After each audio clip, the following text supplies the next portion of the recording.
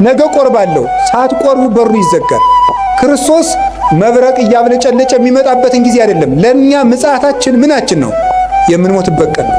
መታረቅ ካለባችሁ ዛሬ በቃ ከዛሬ በኋላ ይበቃችኋል። መቁረብ ካለባችሁ ካልቆረባችሁ አሁን ለቁርባን መዘጋጀት ነው። ለቁርባን አሁን ነው መወሰን ያለብን፣ መጸለይ ያለብን አሁን። እስቲ ጊዜ ይስጡኝ፣ እስቲ እንዲህ ያለ ይስጡኝ። እስከ መቼ ነው ጊዜ የሚሰጠን? አንዱ የሰይጣን መሰረታዊ ተንኮል እንድንዘገይ ማድረግ ነው። ለምሳሌ ከመታረቅ እንድንዘገይ ያደርገናል። ሳምንት እንታረቃለን፣ የዛሬ ወር እንታረቃለን እንዳል ቂም ሆኖ ይቀራል ማለት ነው።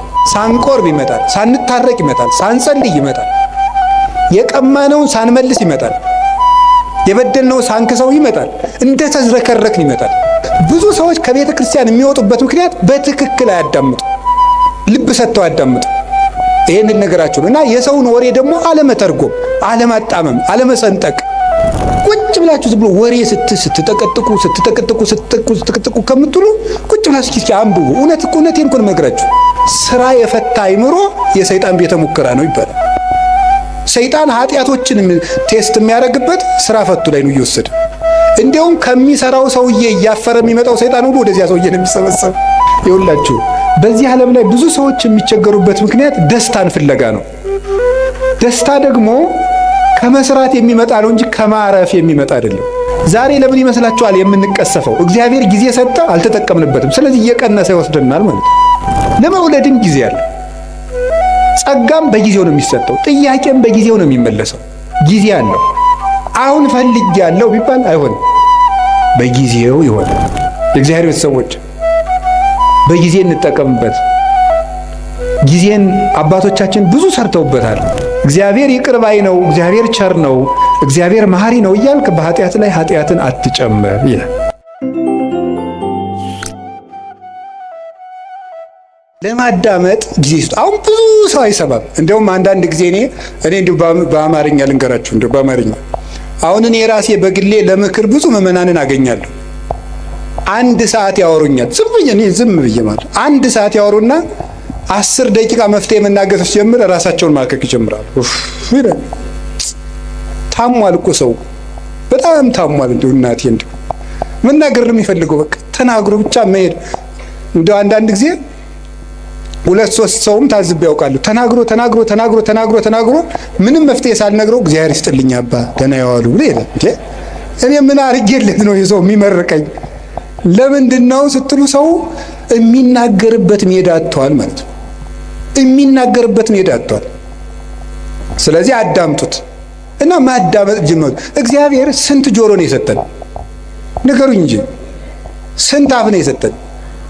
እንዴ ምን ማለት ነው? ብዙ አዳምጣችሁ ስንት ተናገሩ ነው? አንድ ተናገሩ ነው። 2 ስማ አንድ ተናገር ነው። እስቲ በሉ 2 ስማ በሉ።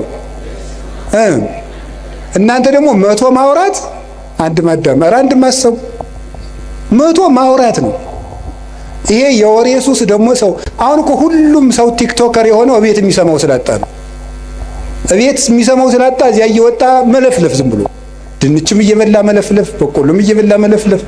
ለምንድን ነው ይሄን ሁሉ ያመጣው ስትሉ ሰው ኧረ በሞት ያዳምጡ። እኔ እኮ እውነቴ ነው። ማዳመጥ ነው። ያዕቆብ መልእክት ምዕራፍ 1 ቁጥር 19 ላይ ኩን ፍጡነ ለሰሚ ወጉንዱየ ለነቢብ፣ ሰው ሁሉ ለመስማት ለማዳመጥ የፈጠነ ለመናገር የዘገየ ይሁን ይላል። ለማዳመጥ የፈጠነ ለመናገር የዘገየ ይሁን። የሰው ልጅ ብዙ የማዳመጥ የምታዳምጡ ከሆነ ሰው ይወዳቸዋል። ከሰው ጋር የመኖር ጥበብ አንዱ ማዳመጥ ነው። እንደውም ልንገራችሁ፣ ሰዎች የት ይገኛሉ ብላችሁ ብትጠይቁ እኔ ልንገራችሁ የት እንደሚገኙ። አንደኛ የሚበሉበት ቦታ ነው የሚገኙት። ሁለተኛ የሚሰሙበት ቦታ ነው የሚገኙት፣ የሚሰሙበት ቦታ። ሶስተኛ የሚወደዱበት ቦታ ነው የሚሄዱት። አራተኛ የሚከበሩበት ቦታ ነው የሚኖሩት። ሰዎችን ብትፈልጓቸው የምታገኙት ከዚህ ነው የምታገኟቸው። ወይ ከሚሰማቸው ሰው ነው ሩጠው የሚሄዱት፣ ወይ ከበሉበት ቤት ነው የሚገኙት፣ ወይ ወደሚያከብራቸው ሰው ነው የሚሄዱት፣ ወይ ወደሚወዳቸው ሰው ነው የሚሄዱት። ከቤትም ጥለውን የሚወጡት አራቱን ሲያጡ ነው። ወይ አልሰማቸው ስንል፣ ወይ አልወዳቸው ስንል፣ ወይ አናከብራቸው ስንል። ጥለውንም የሚሄዱ በዚህ ነው፣ ወደኛም የሚመጡ በዚህ ነው። ስለዚህ ይሄ እንዲኖረ ምን ማድረግ ማዳመጥ። ከቃሉ ጋር ናችሁ? ምን እንደሚባል ራሱ ማዳመጥ በትክክል የማዳመጥ ችሎታው የማዳመጥ መንገድ እንግዲህ ተማሩ እናቱ።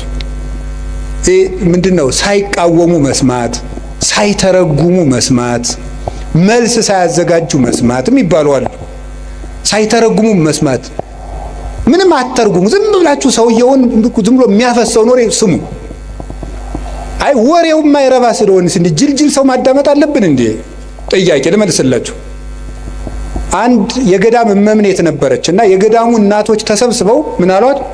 እናታችን አቤት ሰው የማይረባ ወሬ ሲያወራን ዝምን እንበለው እንስማ፣ እንዴት እናርጋል? ወይ ጥለን እንሂድ? ከሰው ቤት ሄዳችሁ የሚረባ የማይረባ ምግብ በአንድ ላይ ቢያቀርቡላችሁ ምን ታደርጋላችሁ አለቻቸው። የሚመስለንን በልተን እግዚአብሔር ይስጥልን ብለን እንመጣለን አሉ።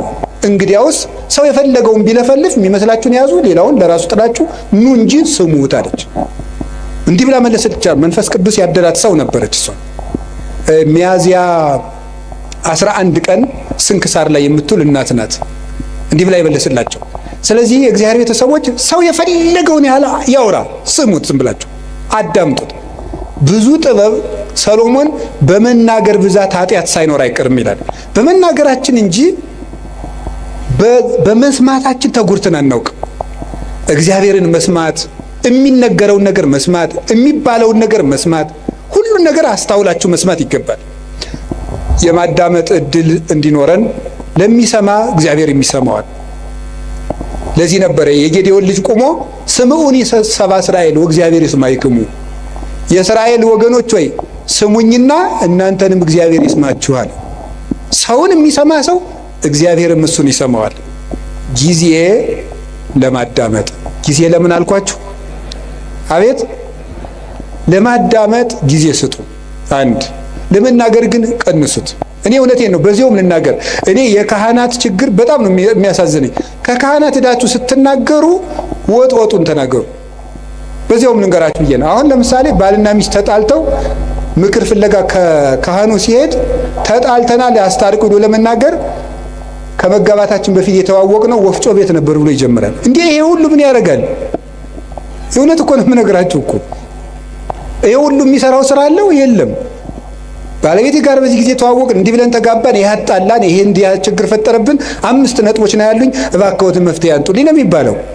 እንዲህ ነበረ፣ እንደዚህ ያሉ ነበር፣ አጎቷ ፓይለት ናቸው፣ ምን ያደርግልናል? ለኛ አይረባም። መጥኖ መናገር፣ በደንብ ማዳመጥ ከሰው ልጅ ይጠበቃል። ክርስቲያኖች ክርክም ናቸው። የምትናገሩበትን ቦታ ሰው እንዲሰማችሁ ከፈለጋችሁ ወርቁን ልቅም አድርጋችሁ ማቅረብ መልመድ፣ እንደገና ደግሞ ሁሉን ማዳመጥ መልመድ።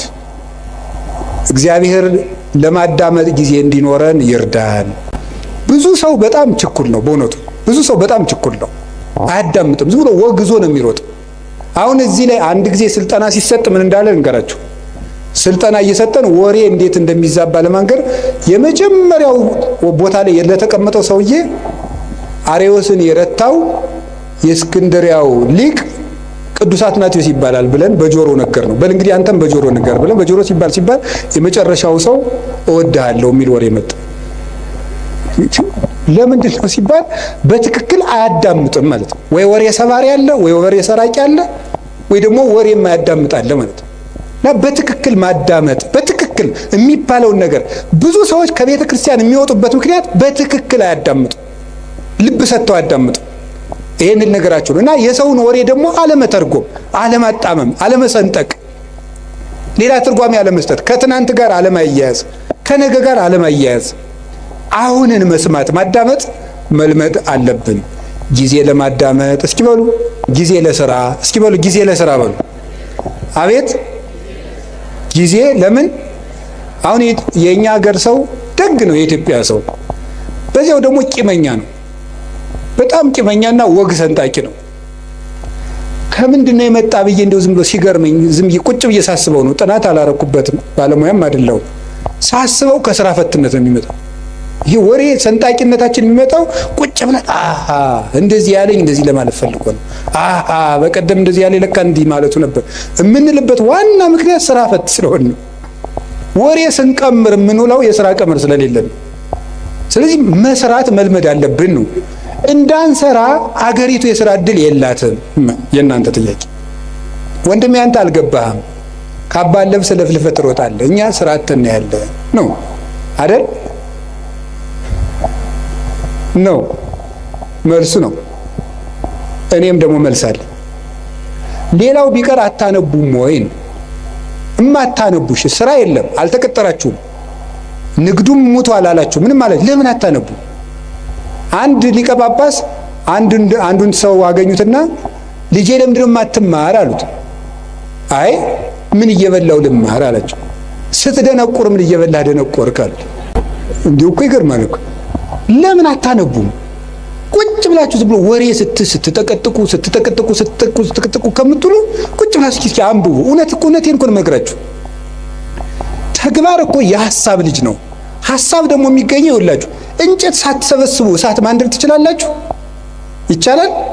አይቻልም። ሐሳብ ሳይኖርህ ተግባር የታመጣለህ? እቅድ የታመጣለህ? ስራ የታመጣለህ? ከሰው ጋር የመኖር ስልት የታመጣለህ? ተግባቦት እንዴ!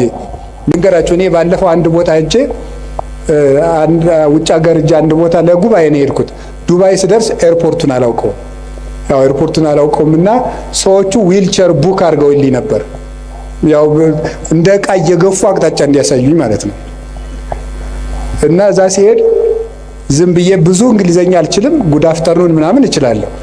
እና እዛ ዱባይ ኤርፖርት ውስጥ ያገኘሁትን ሰውዬ በጣም ነው የማመሰግን፣ ረዳኸኝ እንደዚህ እና እኔ ብዙ ጊዜ አቅጣጫ የማወቅ ችግር አለብኝ አልኩት። እንደው ሳስበው ግን ኋላ ጉራ ነው እንዴ አልኩት። አቅጣጫ የማወቅ ችግር አለብኝ ስለው ምን አለኝ? አይ መግባባት ከቻልክ ችግር የለውም አለኝ። እና በህሊኔ ይዤው ቀርቼ ነው መግባባት ከቻልክ አቅጣጫ አይጠፋም ብሎኝ ነው። እስኪ በሉት ይሄን ቀን መግባባት ከቻልክ አቅጣጫ አይጠፋም ነው። ስለዚህ መግባባት ከቻላችሁ የኑሮ አቅጣጫ አይጠፋም። እንዳትግባቡ ግን አትማሩ። ዝም ብለ ንግግራችሁ ወልዳፋ ምናምን እንዲህ ትትና እኮ ያስፈልገዋል። አነጋገር ካነጋገር ይፈረዳል፣ ካያያዝ ይቀደዳል። ከሰው ጋር እኮ ተግባብተን ለመኖር ራሱ መማር አለብን፣ ማንበብ አለብን። ጊዜ ለስራ እግዚአብሔር 6 ቀን ሰራ፣ 1 ቀን አረፈ። እስኪ በሉ እግዚአብሔር በሉ። እስኪ ስንት ቀን አረፈ? ያችም እሱ አርፎ ሳይሆን ለኛ ብዙ ሰርታችሁ ጥቂት ረፉ ለማለት ነው። መንፈሳዊ ፍቻ አለው። 6 ቀን የተባሉ 6ቱን ቃላተ ወንጌል ፈጽማችሁ 7ኛው መንግስተ ሰማያት ፍጹም ተወርሳላችሁ። አንድም 6000 ዘመን ሲፈጸም ፍጹም እረፍት ክርስቶስ ይመጣል ነው ሐሳቡ። ግን በቁሙ ግን ስራ መስራት አለባችሁ። ጊዜ ለስራ በሉ።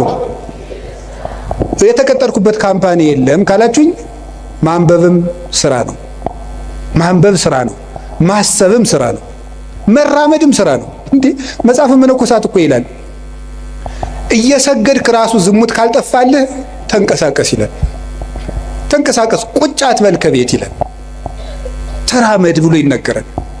መራመድ፣ ስራ መስራት፣ መንቀሳቀስ። እንዴ በቃ ካቃታችሁ ደግሞ ሩጡ ራሱ። እንዴ እውነቴን እኮ ነው የምነግራችሁ። ብቻ ገደል እንዳገቡ ናችሁ። ሩጡ፣ ብትሮጡ ይሻላል ቁጭ ብላችሁ መከራችሁን ከምታዩ ማለት ነው። እንዲያው ይላሉ እኮ አባቶቻችን። እንደው ዘመን አድርገን ስናገረው ስራ የፈታ አይምሮ የሰይጣን ቤተ ሙከራ ነው ይባላል። ሰይጣን ኃጢአቶችን ቴስት የሚያደርግበት ስራ ፈቱ ላይ ነው እየወሰደ። እንዲያውም ከሚሰራው ሰውዬ እያፈረ የሚመጣው ሰይጣን ሁሉ ወደዚያ ሰውዬ ነው እየሰበሰበ እና የሚሰራውን ሰውዬ የሚፈትነውን ሰይጣን የስራ ፈቱ ሰይጣን እስኪ ዞር ብዬ ልምጣ ብሎ ቀስቀስ ብሎ እንደው ሲሄድ ከስራ የሚሰራው ሰውዬ ጋር የሚታገለውን ሲያገኝ ረዚያ አትልፋ የኔ ስራ ፈታለ ና እንሂድ ብሎ እንደ ድግስ ወደዚያ ዞት የሚሄድ ነው የሚመስለኝ ነው። እሺ እና የምሬን ነው የምነግራችሁ። መጽሐፈ መነኮሳት በእርግጥ ምን ይላል? ከትጉሁ ባይታዊ ጋር የሚታገለውን ሰይጣን እንቅልፋሙ ላይ የነበረው ሰይጣን ይሄድና ናይን የሰነፋለ ብሎ ዞት ይመጣል ይላል። እዚህ ጋር አትልፋ ይለዋል። ያኛው ሌሊት እየጸለየ ቅንድሙን ሲለው ለዚያ እኮ ነው ይውላችሁ ከሚጸልየው ሰውዬ የተሸነፈው ሰይጣን ሁሉ እናንተ ላይ ነው እየመጣ ድብትም ያረጋችሁ ጫንም ያረጋችሁ ማለት ነው። ስለዚህ እንደዚያ እንዳያደርጋችሁ ጊዜ ለስራ። እውነቴን ልንገራችሁ፣ የኢትዮጵያ ኦርቶዶክስ ተዋሕዶ ቤተክርስቲያን ሆና እንድትቀጥል ከሆነላችሁ ስሩ። ካልሰራን ቤተክርስቲያናችንን በታምር ማስቀጠል አንችልም። ብድግ ብለን ዝም ብለን የኢትዮጵያ ቤተክርስቲያን አትበጠስም በፉከራ ነው እንዴ? አጠፋም። እነ ግሸን እያሉ እነ አክሱም እያሉ እነ ላሊበላ እያሉ እነ ደብረ ሊባኖስ እያሉ እረተው እነ ቅዱስ ቶማስ ራሱ የሰራቸው የህንድ ቤተክርስቲያን ጌታችን ኢየሱስ ክርስቶስ አካሉን በእጁ የዳሰሰው ጌታዬ አምላኬ ብሎ የጠራው ድንግል ማርያም ስታርግ መንገድ ላይ ያገኛት ቶማስ የሰራቸው 8 ቤተክርስቲያኖች ያሉባት ህንድ እኮ 5ቱ በሌላ እጅ ሆነው ዛሬ 3ቱ ብቻ ነው የቀሩት። ታምር ያለው ቤተክርስቲያን ታምር ያላት ሀገር ናት ኢትዮጵያ፣ እግዚአብሔር ሀገር ናት እያሉ በመፈክር አይደለም፣ ስራ መስራት አለብን። ክርስቲያኖች ስራ በቃ ትኩርኩር ብላችሁ ሳትንቁ ስሩ። ከጠፋ አንብቡ። ማንበባችሁ ደግሞ ስራ እንዴት እንደምትሰሩ ያሳያችኋል። ጊዜ ለስራ። እስኪ ጊዜ ለስራ በሉ ንገሩኝ እንጂ እግዚአብሔር ይስጥልኝ። የሰው ልጅ ህይወቱ የሚናደው ወይም የሚፈርሰው በ7ቱ ቀናት በሚሰራቸው ስራዎች ናቸው። 7 ቀን የምንሰራው ስራ ወይ ህይወታችንን ያፈርሳል ወይ ህይወታችንን ይሰራል። ምሰሶዎቹ በትክክል የቆሙለት ቤት እንደማይፈርሰው 7ቱን ዕለታት እንዴት መጠቀም እንደሚችል የሚያውቅ ሰው የጸና ቤት ይኖረዋል። የልብ ቤት፣ የአይምሮ ቤት፣ የስጋ ቤት፣ የነፍስ ቤት ይኖረዋል ማለት ነው። ስለዚህ ዕለታትን ከመጠቀም ነው። እንኳን እኛ እግዚአብሔር ራሱ ቀን ተጠቅሞ ነው ስራ የሰራ። ቀንን የማይጠቀም ሰው ምንም ማድረግ አይችልም። እግዚአብሔር 6 ቀን ነው ይህን ዓለም የፈጠረው። አይገርማችሁ? በ6 ቀን ዓለምን ፈጠረ። ምን ማለቱ ይመስላችኋል? ኋላ ያን 6 ቀን ደግሞ ለእኛ ሰጠን።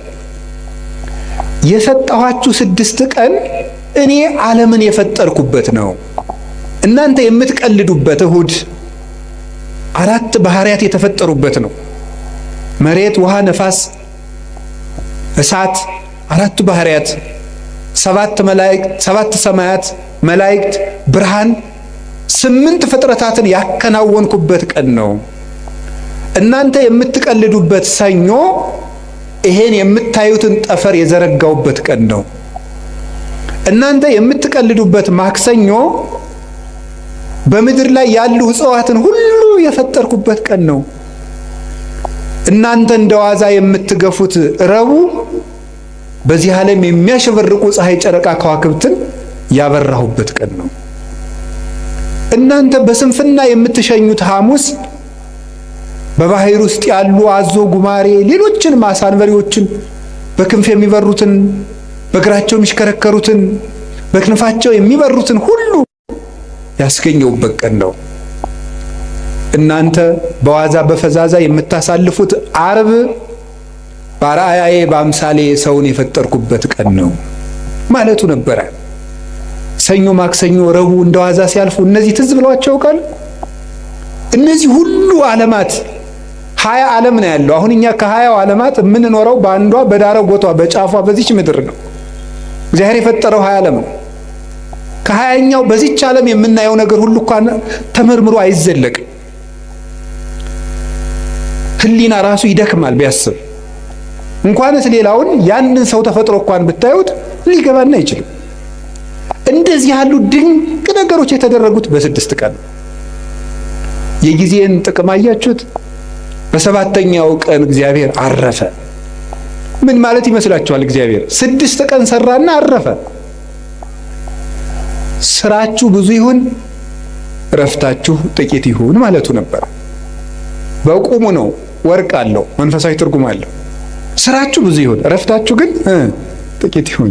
ይኸውላችሁ በዚህ ዓለም ላይ ብዙ ሰዎች የሚቸገሩበት ምክንያት ደስታን ፍለጋ ነው። ደስታ ደግሞ ከመስራት የሚመጣ ነው እንጂ ከማረፍ የሚመጣ አይደለም። ሐዘን ከየት ይወለዳል ካላችሁኝ ከረፍት ብዛት ነው። የኃጢአት ምንጮች የሚባሉት መብል፣ መጠጥ፣ የረፍት ብዛት፣ እንቅልፍ ናቸው። ስለዚህ ረፍት የሚያበዙ ሰዎች ምንጊዜም ህይወታቸው ሐዘንተኛ ነው። የእንቅልፍ ብዛት የተቦጫጨቀ ልብስ ያስለብሳል ይላል ሰሎሞን። ድሃ ያረጋል ማለት ነው ብዙ የምትተኛ ከሆነ። የእንቅልፍ ብዛት መጽሐፍ ቅዱስ ነው ያለው፣ የተቦጫጨቀ ልብስ ያስለብሳል። ጊዜን ባለመጠቀማችን ምክንያት አይ ጊዜ የሰጣቸው እና ያገሌ ሀብታሙ ነው ምናምን ቢባል የድንቁርና ጉዳይ። በጊዜ ያለመጠቀማችን እንዴት እንደሚጎዳን ተመልከቱ። እስቲ ርዕሳችን ምንድነው? እስቲ በሉ ምን አላችሁኝ? ጊዜ ለምን? እግዚአብሔር በጊዜ ዓለምን ምን አደረገበት አልኳችሁ? ፈጠረ። ዓለምን አጸናበት። ጊዜ ምሰሶ ነው። ጊዜ መፍጠሪያ ነው። የሌለን ነገር ማምጫ ነው። ጊዜውን የሚጠቀም ሰው የሌለ ነገር ያመጣል። እግዚአብሔር በጊዜ የሌለን ነገር አመጣ። ሰማይ አልነበረ፣ ምድር አልነበረ። የሌለንን ነገር ማምጣት ከፈለጋችሁ ጊዜያችሁን ተጠቀሙ። ጊዜ ላይ የሚቀልድ ሰው ምኞቱን ታቅፎ ይሞታል እንጂ ምንም አያመጣም። ጊዜ ነው የሌለውን ያመጣ። እግዚአብሔር በጊዜ ለክቶ የምህረት ቀጠሮ ሰጠ። በኖህ ዘመን 120 ቀን 120 ዓመት ሰጠው አለ። 100ውን ቀለዱ፣ በ20 አጠፋቸው። 20ውን ትቶ አጠፋቸው። በኖህ ዘመን የነበሩ ሰዎችን 120 ሰጣቸው። 20ው ሲቀር ንስሐ እንገባለን ሲሉ 100 ሳያልቅ ጨረሳቸው። ጊዜን ካልተጠቀምክበት ብሰጥህም አትጠቀምበት ብሎ ወሰዳቸው። ዛሬ ለምን ይመስላችኋል የምንቀሰፈው? እግዚአብሔር ጊዜ ሰጠ፣ አልተጠቀምንበትም። ስለዚህ እየቀነሰ ይወስደናል ማለት ነው። በሰጠን ጊዜ ካልተጠቀም ከእድሜያችን ቀንሶ ያነሳናል። የማያፈራለትን ዛፍ በጓሮው የሚንከባከብ ገበሬ ጅል ማን አለ? ሌላው የባስ በጠፈጠፉ እየተንጠፈጠፈ ሌሎችን አዝመራዎች እንዲያጠፋቸው ነው። ይልቁን በጊዜ መቁረጥ ነው። ስለዚህ እግዚአብሔር ይቆርጣል። የማያፈራውን ፍሬ የማያፈራውን ዛፍ ከሱ ይቆርጡታል ብሎ ነግሮታል። ወይ ወዲው ውስጥ እሳተ ገሃነም በእሳት ያቃጥሉታል። ምን ፍሬ የማያፈራውን ቅርንጫፍ አነውቱ ሐረገ ወይን ዘጽድቅ ወአንትሙ አይጹቂሁ ንበሩ በየ ወአነብክሙ፣ እኔ የወይን ሐረግ ነኝ፣ እናንተ ደግሞ ቅርንጫፎች ናችሁ። በእኔ ኑሩ፣ እኔም በእናንተ እኖራለሁ። ፍሬ አፍሩ፣ ካላፈራችሁ ትቆርጣላችሁ አለ። እግዚአብሔር በጊዜ ምሕረት ሰጠ። በጊዜ ያልተጠቀሙትን ደግሞ አጠፋቸው። እግዚአብሔር ለመወለድ 5500 ዘመን ቀጠረ። 5500 ዘመን ሲፈጸም ተወለደበት። ዋመ በፀሐ ጊዜሁ ፈኖ ወልዶ እግዚአብሔር ወልዶ ዋሂደ ወተወልደ እምብሲት። የዘመን ፍጻሜ በደረሰ ጊዜ እግዚአብሔር ተቀዳሚ ተከታይ የሌለ ልጁን ውረድ ተወለድ ሙት ተሰቀል ብሎ ለኩነተ ሥጋ ወደዚህ ዓለም ላከው። ንዕድ ክብርት ከምትሆን ከመቤታችንም ተወለደ ይላል። ጊዜው በደረሰ ጊዜ በጊዜ እግዚአብሔር ተወለደ። በጊዜ ዓለምን ፈጠረ፣ በጊዜ ቀጠረ፣ በጊዜ ሱባዔ ያስቆጠረ፣ በጊዜ ትንቢት አናገረ። ጊዜው ሲደርስ ደግሞ ተወለደ። እግዚአብሔር በጊዜ ምስጢር ገለጠ። በጊዜ ጌታችን መድኃኒታችን ኢየሱስ ክርስቶስ ብዙ ሰርቶበታል። ምስጢርም የሚገለጠው በጊዜ ነው። በጊዜው ተጠመቀ፣ በጊዜው ተወለደ፣ በጊዜው አደገ፣ በጊዜ ጾመ 40 ቀን፣ በጊዜ አስተማረ 3 ዓመት ከ3 ወር፣ በጊዜ ምስጢሩን ገለጠ። በደብረ ታቦር እንኳን ብርሃን ከገለጠላቸው በኋላ እንዳትናገሩ እስካመ ይትፌጸም በጊዜው፣ ጊዜው እስኪደርስ ድረስ በትንሣኤ ልቡናችሁ ቀንቶላችሁ ምስጢር ተከናውኖላችሁ በሀብተ መንፈስ ቅዱስ ተሰርታችሁ እስክትናገሩት ድረስ ቆዩ አላቸው። በጊዜ የሚነገር አለ፣ በጊዜ የማይነገር አለ። ወብየ ብዙ ነገር ዛነ ነግረክሙ፣ የምነግራችሁ ብዙ ነገር ነበረኝ። ወባይቱ ኢትክሉ ይእዜ ጸዊሮቶ፣ ነገር ግን ዛሬ ልትሸከሙት አትችሉም፣ በጊዜው ነግራችኋለሁ አለ። በጊዜ የሚነገር አለ። በነገራችሁ ላይ ጥበበኛ ሰው ማለት የት መናገር እንዳለበት የሚያውቅ፣ መቼ መናገር እንዳለበት የሚያውቅ፣ በማይናገርበት ጊዜ ዝም የሚል፣ በሚናገርበት ጊዜ ደግሞ ዝም የማይል፣ ጊዜ ቦታ አይቶ የሚናገር ሰው ነው ጠቢብ የሚባለው። ሁሉም በጊዜው የሚናገር። ጌታችን ኢየሱስ ክርስቶስ በጊዜው ተሰቀለ፣ በጊዜው ተያዘ፣ በጊዜው ሞተ፣ በጊዜው ተነሳ፣ በጊዜው አረገ፣ በጊዜው ሀብተ መንፈስ ቅዱስን ላከላቸው 10 ቀን ጠብቆ። ያለ ጊዜ ጸጋም አይሰጥም። እንዲያው ልጁን እንደው ልጅ የሌላቸውን እናት አባት 9 ወር ከ9 ወር አስቀድሞ እንደው በ3 ወሩ ከብት ጠባቂ ስለሌለን ልጁ ቶሎ እንዲደርስ ይወለድ ቢሉ ይወለዳል? አይወለድም። በጊዜው ነው የሚወለደው። ለመውለድም ጊዜ አለ። ጸጋም በጊዜው ነው የሚሰጠው። ጥያቄም በጊዜው ነው የሚመለሰው። ጊዜ አለው። አሁን ፈልጌያለሁ ቢባል አይሆንም፣ በጊዜው ይሆናል። መቆየት ያለብንን መቆየት። እግዚአብሔር በጊዜው ሁሉን ሰራ። እንግዲህ ደግሞ በጊዜው ይመጣል። ያ ጊዜ መቼ እንደሆነ ደግሞ አታውቅም ብሎናል። ትግሁ እንከ እስመ የተአምሩ ጊዜ ይመጽእ እግዚእክሙ፣ ጌታችሁ የሚመጣበትን ጊዜ አታውቁምና ተግታችሁ ጠብቁ። ሶበሰ አይመረ ባለቤት ጊዜ ይመጽእ ሰራቂ እምተጋ ዋህለው፣ ባለቤት ሌባ የሚመጣበትን ጊዜ ቢያውቅ ኑሮ በዚያች ሰዓት ይተጋ ነበር። ግን ሌባው መቼ እንደሚመጣ ስለማያውቅ ሌሊቱን ሙሉ መትጋት አለበት። እናንተም ጌታችሁ የሚመጣበትን ሰዓት ብታውቁት በዚያች ሰዓት ብቻ ትተጉ ነበር።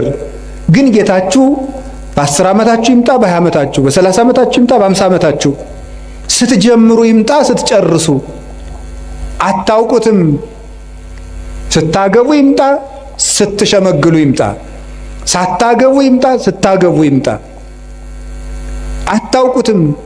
በድህነታችሁ ጊዜ ይምጣ፣ በሀብታችሁ ጊዜ ይምጣ፣ ስትሾሙ ይምጣ፣ ስትሻሩ ይምጣ፣ የምታውቁት ነገር የለም። በሰጣችሁ ጊዜ ተዘጋጅታችሁ ኑሩ ብሎ ሰጥቶናል። ጊዜ እንዲህ ያለ ሀብት ነው። የእግዚአብሔር ቤተሰቦች በጊዜ እንጠቀምበት። ጊዜን አባቶቻችን ብዙ ሰርተውበታል። ቅዱስ ቂርቆስ ያን ሁሉ ሰማዕትነት ሲፈጽም የስንት ዓመት ልጅ ነበር? የ3 ዓመት ልጅ ነው። ድንግል ማርያም የአምላክ እናት ስትሆን የስንት ዓመት ልጅ ነበረች? የ15 ዓመት ልጅ ነበረች። እንግዲህ እዚህ ውስጥ 50ም አለ 60ም አለ። እንደገና ደግሞ ወጣት ነኝ እያላችሁ የምትቀልዱ ሁሉ ገና ልጅ አይደለው እንዴ የምትሉ፣ ለተንኮል ሲሆን ልጅ ነኝ አትሉ።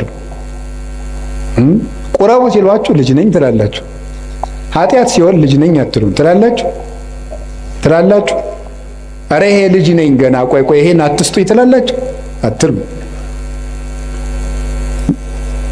ግጥም አድርጎ ለመብላት ልጅ ነኝ የሚላል አለ እንዴ? አይጣል አደረሰ አይደል? አሁን ማለት ተገኝቶ ነው። እንዲሁም ትንንሹ ነው ብዙ የሚበላ። ለማመንዘር ልጅ ነኝ የሚላል የለም። ትንሹም ትልቁም ለጽድቅ ሲሆን ልጅ ነኝ አትበል ብሏል። ሕፃን ነኝ ኢትበል እስመ ንዑስ አነ፣ እኔ ልጅ ነኝ አትበል ብሏል። ትንቢተ ኤርምያስ ምዕራፍ 1 ቁጥር 8 ላይ ለበጎ ነገር ልጅ ነኝ አትበል። ስለዚህ የእግዚአብሔር ቤተሰቦች ቅዱስ ጊዮርጊስ 4 ጊዜ ሞቶ ሲነሳ ያ ሁሉ ሰማዕትነት ሲፈጽም ጠቅላላ ዕድሜው 27 ዓመት ነው። በጊዜ አባቶቻችን ተጠቀሙበት። በቀኝ የተሰቀለው ወንበዴ መንግሥተ ሰማያትን የወረሳት በ3 ሰዓት ዝግጅት ነው። ለተጠቀመበት ሰው 3 ሰዓት መንግሥተ ሰማያትን ያስገኛል። አብሮ የቆመው ሰው ደግሞ በዚያው ሲኦልን አግኝቷል። እድሜ ዘመኑ አንድ ቀን የሰማ ሰው ዘኬዎስ ተመልሶ ጊዜውን ተጠቅሞ መንግሥተ ሰማያት ገብቷል። 3 ዓመት አብሮ የቆየው ይሁዳ ጊዜውን መቀለጃ ስላደረገው ከክርስቶስ መንግሥት ውጭ ሆኗል። በጊዜ የሚቀልል ሰው ይሁዳ ጊዜውን እንደ ድል መጠቀም ሲገባው መተናኮያ ያደረገው። ምን አደረገ መስላችሁ? ክርስቶስን እኔ እሸጠዋለሁ አለ። እሸጥና እሱ እንደለመደ በታምራቱ ያመልጣል።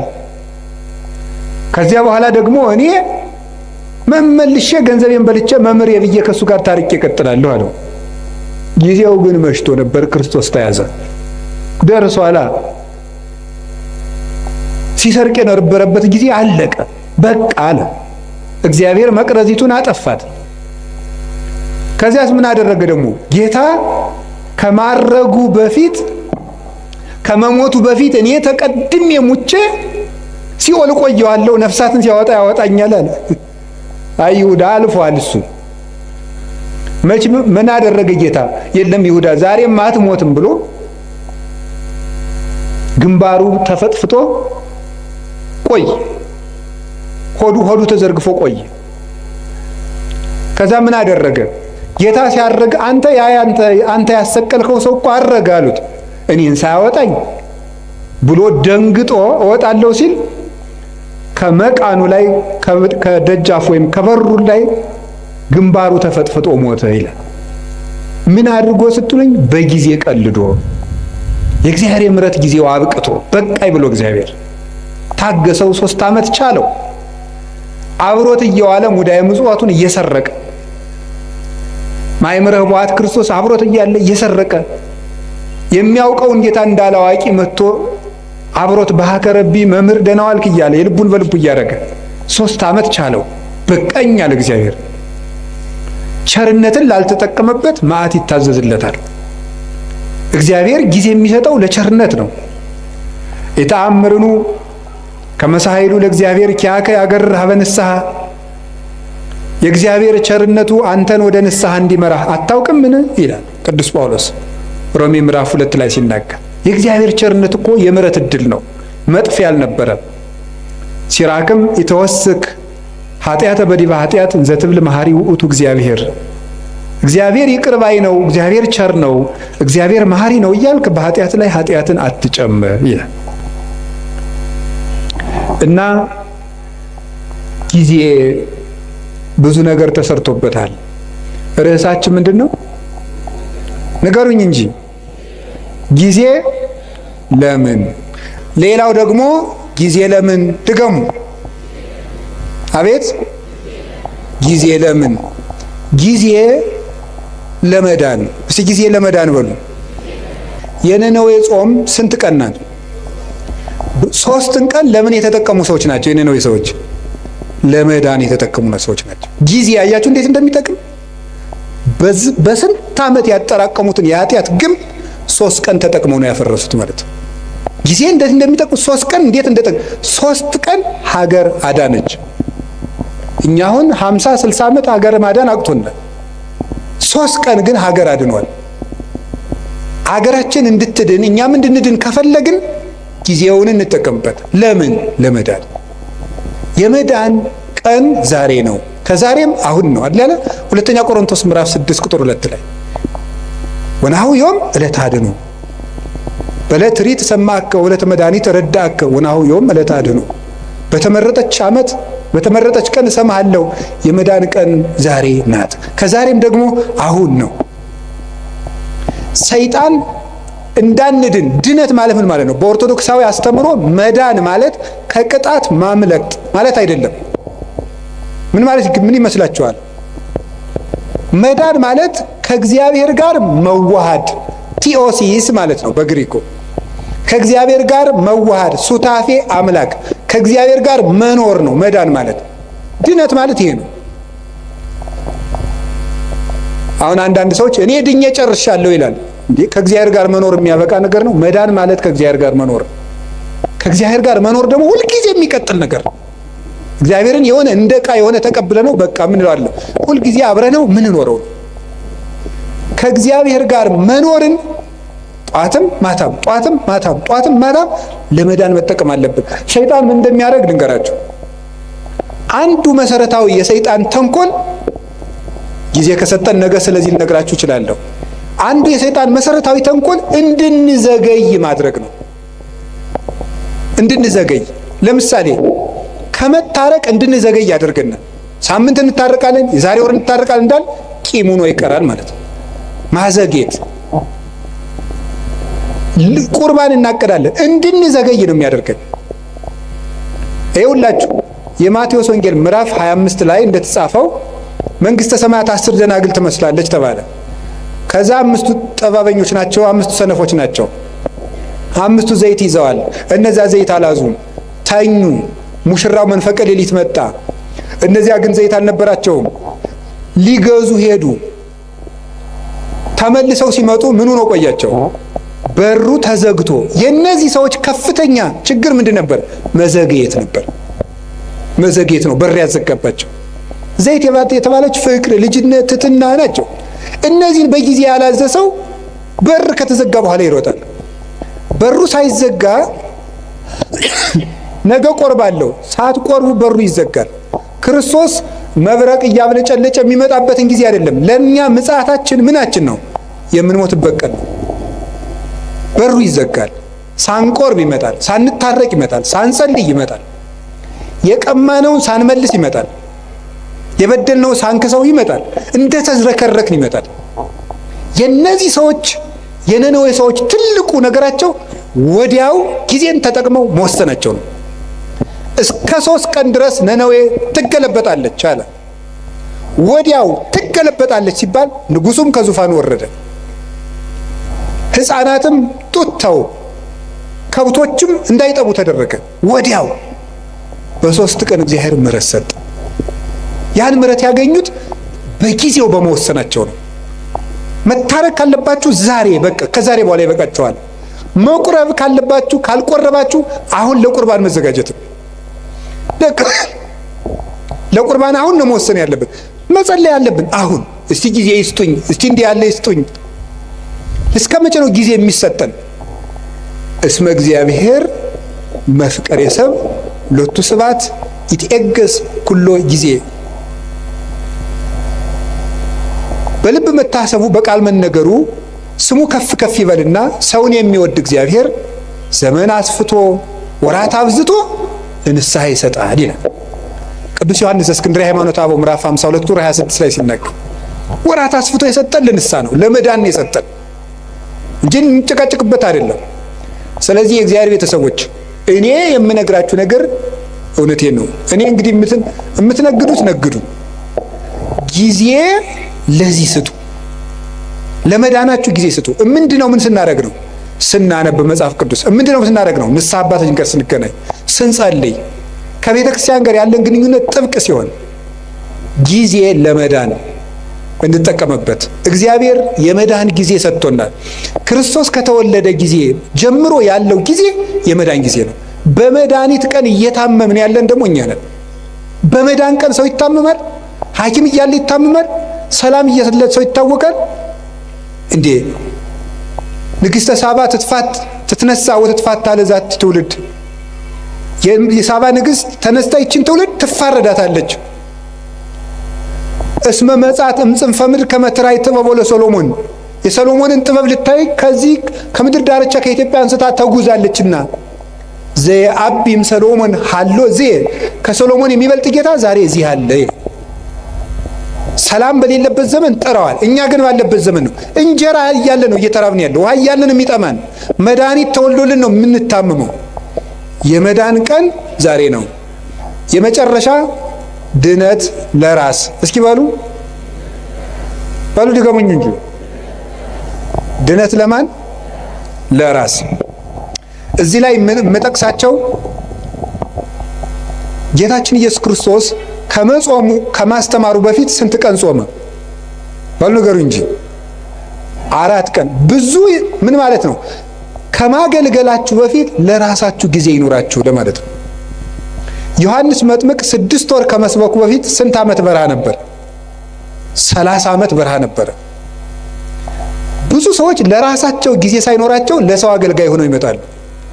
ለራሱ ጊዜ የሌለው ሰው የሚያገለግለውን ሰው ጨምሮ ይጎዳል እንጂ አይጠቅምም። ቅዱስ ጳውሎስ ጌታችን ኢየሱስ ክርስቶስ ካነጋገረው በኋላ 3 ዓመት በአረብ በረሃ ኑሮ ለራሱ ጊዜ ሰጥቶ አዳምጦ ያስተምር ሄደ።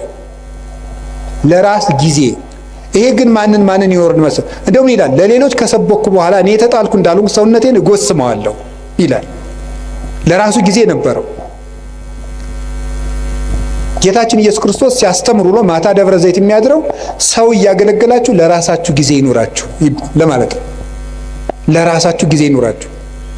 አባታችን አቡነ ተክለ ሃይማኖት ምድርን ሁሉ ሲያገለግሉ ከኖሩ በኋላ መጨረሻ ላይ የተናገሩት አንድ ቃል ነበረ። መቅረዝ ቢጠፋ ማን ያበራለታል? ጨው አልጫ ቢሆን ማን ያጣፍጠዋል? እኔ ዙሪያ ሀገሩን ሁሉ ጨው አረኩት፣ እኔ ግን አልጫ ሆንኩ፣ ወዮልኛል። መጨረሻ ላይ ገርል እንዳልቀመሰ ሰው ይላቸዋል። ገርል እንዳልቀመሰ ሰው እንደገና ደግሞ በአንድ እግራቸው ቆሞ ክርስቶስን ፍቅሩን እየፈለጉ መጋደል ጀምሮ ይላል። ይሄ ለራስ ጊዜ መስጠት ነው። ይሄ ማንን ይመለከታል? እኔን፣ የቤተ ክርስቲያን ሰዎችን። ከዛ ማንን ይመለከታል? አስተባባሪ ብዙ ጊዜ ለራሱ ጊዜ የለውም። በዚህ ቁጭ በል ምናምን እንደዚህ በል ምናምን እንደዚህ። ይሄ በማህበር የሚደራጅ ሰንበት ተማሪ አይቆጡኝም፣ በጣም ነው የምንዋደደው። ሰንበት ተማሪ ለራሱ ጊዜ ያጣል። በቃ መዝሙር ይዘምራል፣ ሌሊት ያድራል፣ እንዲህ ይላል፣ ከበሮ ይመታል፣ ያስተባብራል። ለራሱ ጊዜ የለው። እዚህ ወጣቶችም ትኖራላችሁ፣ የጥምቀት አንጣፊዎቹም ለራሳችሁ ጊዜ ይኖረ። ለታቦቱ ጊዜ ሰጣችሁ ማታ የሀገራችን ሰው ምን ይላል? ስትፈጭ ውላ አቦካች ባተላ ይላሉ። እንደዚህ ነው ማለት ነው። ስለዚህ ለራስ ጊዜ መቼ ነው የሚኖረን? ሁልጊዜ አስተባባሪ ግን እንዳሉ ለከብቶች እያጠጣ እሱ ግን ይበሰብሳል ይባላል። ከብቶችን ያጠጣና ያረካቸዋል፣ እሱ ግን እየበሰበሰ ነው የሚሄደው። ስለዚህ ውሃን መሸከም ለመለምለም ከሆነ ጥሩ፣ ለመበስበስ ከሆነ ግን ጥቅም የለው። ለራሳችን ጊዜ ይኖረን። ጌታ ለሐዋርያት ያላቸው እንዲህ ነበር፣ ለራሳችሁ ተጠንቀቁ፣ ለራሳችሁ እቀቡ ርእሰክሙ ኢታክብዱ ልበክሙ፣ ለራሳችሁ ተጠንቀቁ፣ ልቡናችሁን በመብል በመጠጥ በመቀማጠል አታክብዱት፣ ለራሳችሁ ጊዜ ስጡ ነው ያላቸው። ለራሳችሁ። ቅዱስ ዮሐንስ አፈወርቅ ደግሞ ምንድን ነው የሚለው? አንተ ሰው ከቤት በድን እያለ የሰው በድን ልትቀብር ከሰው ልቅሶ አትሄድም። የራስህ ቤት እያፈሰሰ የሰው ቤት ልትከድን አትሄድም። መጀመሪያ የራስህን በድን ላውጣና ቅበር። መጀመሪያ የራስህን ቤት ክደን፣ እዛ የሌሎችን ቤት የሚያፈሰው ልትከድን ትሄዳለህ ይላል። ስለዚህ ለራሳችን ጊዜ እንዲኖረን ያስፈልጋል። ይሄ ዓለም ልንገራችሁ፣ እውነቴንም ነግራችሁ የእግዚአብሔር ቤተሰቦች እየገባችሁ እንደሆነም እንዳልሆነም አላውቅም፣ ወይ በጊዜም ይገባችኋል። ጨርሻለሁ፣ መጨረሻዬ ነው። አሁን የምንኖርበት ዓለም የ21ኛው ክፍለ ዘመን ወደፊትም የሚመጣው ዓለም ምንድን ነው የሚያደርገን ካላችሁኝ፣ ለራሳችን ጊዜ እንዳይኖረን ነው የሚያደርገን። ጊዜ እንዳይኖራችሁ ያደርጋል። ሌላው ቀርቶ እየተሳሳታችሁ እንደሆነ እንዳይገባችሁ ጭምር ነው የሚያደርገው። የምታስቡበትን ጊዜ ነው የሚያሳጣችሁ። እንዲሁ መቼ ነው ስን የምታስቡት? ለመሆኑ ታስባላችሁ? ልንገራችሁ አንድ ነገር ማለት ነው። እንዲያውም አነብላችሁ ነበረ። እኔ ያው እንደናንተ ስልክ እጠቀማለሁ። ይሄ ሰፊ ስልክ መጽሐፍም አለው ስልኬ። እና አንድ ሰው ምን አለኝ፣ ኤአይ የሚባል መታልና ይጠቅመውታል አንዳንድ ጥያቄ ቢጠይቁት አለኝ። እሺ ብዬ የሆነ ቀን የሆነ ጥያቄ ጠየቅኩትና ማብራሪያ ሰጠኝ። አላ ያ የሰጠውን ማብራሪያ ኮፒ ፔስት አድርጌ ኖትቡክ ላይ ገለበጥኩና ተመልሼ ፕሊዝ ዲፋይን ኢት ኢን ዲቴል አልኩት ብየዋለሁ። የለም የላይኛው ኖት ምኑን አይለኝም። እንደው በጣም ነገረመኝ እኔ ማለት ነው። እውነቴን ነው። እግዚአብሔር በሚያውቀው ስልኬ ላይ አንስቼ አስቀምጨዋለሁ። እንደዚህ ያለውን ነገ ካገኘሁት አነብላችኋለሁ። በእንግሊዘኛ ምን እንዳለኝ ምኑን ቅድም የነገርኩህን አታስታውስም እንዴ ያልኩት። እና ምን አለኝ መሰላችሁ? እኔ ስሜት የለኝም፣ ሴንስ የለኝም፣ ኢሞሽን የለኝም፣ ሜሞሪ የለኝም፣ አላስታውስም። መረጃ አጠራቅሜ ማቅረብ ብቻ ነው ስራዬ አለኝ። ከቃሉ ጋር ናችሁ? እንደዚያ ነው ማለት ነው። እየበተነ የማይሰበስብ ቻት ጂፒቲ ነው ያቀርባል። እሱ ግን ያን መልሶ አያስታውሰውም። እንደዚያ ናችሁ እናንተ። በቃ ትበትናለህ፣ የምትሰበስበው ግን የለም። ቀኑን ሙሉ ሌቱን ሙሉ በትናችሁ መጨረሻ ላይ ግን ዘወር ስትሉ እጃችሁ ላይ ምንም ጠብ ያለ የህይወት ጠብታ የለም። ስለዚህ የእግዚአብሔር ቤተሰቦች ታውት ሁሉንም ነገር ይሄን ያለውን ነገር ሁሉ ተጠቅሙና አሁን በኢንተርኔት የመጡትን ፕላትፎርሞች ሁሉ ከቻላችሁ ለድነት ተጠቀሟቸው፣ ካቃታችሁ ደግሞ ተዋቸው። አንዳንድ ጊዜ ሰይጣንም ያታልላችኋል። ምን እያደረገ አይ በቃ እንዴ መረጃ እኮ ጥሩ ነው ይላል። ወይ ጉድ! እኔ ልገራችሁ፣ አንድ ሰው መረጃ ሲሰበስብ ቢያንስ ሁለት ዓላማ ይዞ ነው መሰብሰብ አለበት። አንደኛ ለነፍሱ የሚጠቅመውን ነገር፣ ሁለተኛ ለኑሮው የሚጠቅመውን ነገር። ከሁለቱ ውጭ የሆነ ነገር ላይ በማዳመጥ ጆሮአችሁ መደንቆር፣ አይኑራችሁ መደንዘዝ የለበትም። ምን በወጣን እንዴ! ሰዎች እኮ እንደው አሁን እኮ ተውት፣ ሁሉን ቢያወዱት አሉ ሆድ ባዶ ይቀራል። ስለዚህ ለራሳችሁ መቼ ነው ጊዜ የምትሰጡት? አሁን ስታነቡም ኢንተርኔትን ብታዳምጡ፣ ቲክታክን ብታዳምጡ፣ ፌስቡክ፣ ዩቲዩብ ብታዳምጡ ወይ ለነፍሳችሁ ወይ ለእንጀራችሁ። እስኪ በሉ ወይ ለነፍሳችን በሉ። ከዛስ ወይ ለኑሯችሁ አዳምጡ። ከዛው ተውት። ለራሳችሁ ጊዜ ይኑራችሁ። ለራሳችን ጊዜ እንዲኖረን እግዚአብሔር ይርዳን። ርዕሱ ብዙ የሚያስነግር ነው። ለዛሬ እንዳይመሽ ብፁዕ አባታችንም ሌሎች አባቶችን ማስቀምጨን ሁሉም ለፈልፍ ጊዜ ለምን ዘርዝሩን እንጂ ከላይ ጀምራችሁ ጊዜ ለእግዚአብሔር፣ እሺ ጊዜ ለሥራ፣ እሺ አቤት ጊዜ ለቤተሰብ፣ ሌላስ ጊዜ ለማዳመጥ፣ ሌላስ አቤት ጊዜ እና በዩቲዩብ ሁሉ የሚያወራውን ሰው አትስሙት። ከተጣሉኝ የሚጣሉ አሁን አቶ እውነቱን አፈነዱት ይላል። ምንም የፈነዳ ነገር የለም። አትስሙ። በቃ እንደዚህ አፈነዱት፣ ዘለቁት፣ አፍረጠረጡት የሚል ነገር አትስሙ። በቃ እውነት ብቻ የምትሰሙበትን ምንጭ ለይታችሁ ስሙ። እስከ መጨረሻው ጨርሼ የምናገርበት ምክንያት ትውልዱን የሚጠፋን እንደው እኮ ይገርማል። አሁን ቅድም በነገርኳችሁ መሰረት ያን ኤአይ የሚባለውን ሰውዬ ወደፊት ለኦርቶዶክሳውያን ፈተናችን ምን ሊሆን ይችላል ብዬ ጠየቅኩት። እመቤቴን ከልቤ ነግራችሁ አንዱ ኤአይ ነው አለኝ። ከልቤ እኮ ነው የምነግራችሁ ማለት ነው። አንዱ የኦርቶዶክሳውያን ፈተና ኤአይ ነው ብሎ ራሱ አልነገረኝም። ገርሞኛል ይሄ ሰውዬ ብዬ። ኤአይ ሰውዬ አይደለም ደንቆሮ ነው እንዲያባ እንዳትሉ። ስለዚህ አሁን የምነግራችሁ ነገር የእግዚአብሔር ቤተሰቦች ለጊዜ ለቤተሰብ ጊዜ ለማዳመጥ የሚረባችሁን አዳምጡ፣ የማይረባችሁን ተው።